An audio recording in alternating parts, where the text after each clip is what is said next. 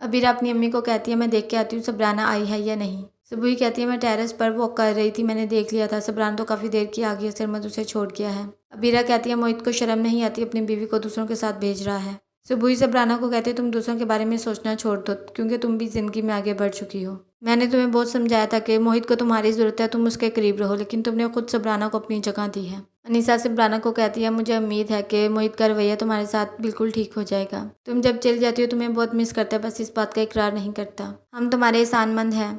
तुमने मोहित को तब संभाला जब हम रोज़ जीते थे, रोज़ मरते थे। सबराना कहती है वो इस हालत में गए भी तो मेरी वजह से है ना। मोहित ये सारी बातें सुन लेता है। अनीसा कहती है तुम सबराना से माफ़ी मांगो, वो पहले इतनी अपसेट है। मोहित कहता है सॉरी कहूँ या थैंक यू कहूँ। चलो सॉरी कह देता हूँ, मुझे वाकई तुम्हारे साथ की ज़रूरत है। स्टिक की वजह से मैं कुछ कर नहीं पाता, लंगड़ा के चलता हूँ। आप लोगों ने सबराना के साथ बहुत गलत किया कि मुझे जैसे अपाहिज के साथ इसका रिश्ता जोड़ दिया, एक एक्सीडेंट की से इतनी बड़ी सजा दे दी।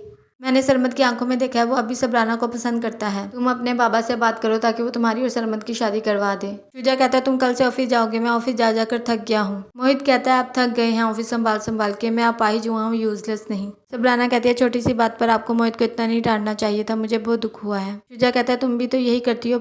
मोहित फिर उस बात को चैलेंज समझ के एक्सेप्ट करता है और उसे पूरा करता है। सरमद सबराना की बातें सोच रहा होता है और काफ़ी अपसेट होता है। शान से सरमद को कहती है कि तुम सबराना को छोड़ने के थे, वापस ही नहीं आए, तुम रेस्ट करो, मैं पैकिंग कर देती हूँ। सरमद पहले तो गुस्सा करता है, फिर उसे सबराना की बात याद आ जाती है तो कहता है ठीक है तुम कर दो। मोहित कहता है मैं खुद पहन लूंगा, तुम्हारी ज़रूरत नहीं है मुझे। तुम अबीरा के साथ भी यही करती होगी, रो रो कर दिखा देती होगी और सब तुम्हारी हमायत करते हैं, तुम अब भी यहाँ यही कर रही हो। सबराना कहती है आप मुझे इतना कुछ कह देते हैं, मैं तो पलट के जवाब भी नहीं देती। सबराना कहती है अबीरा आप ही वाला बिहेव क्यों करते हैं मेरे साथ। मोहित कहता है मैं मर के भी जैसा नहीं हो सकता।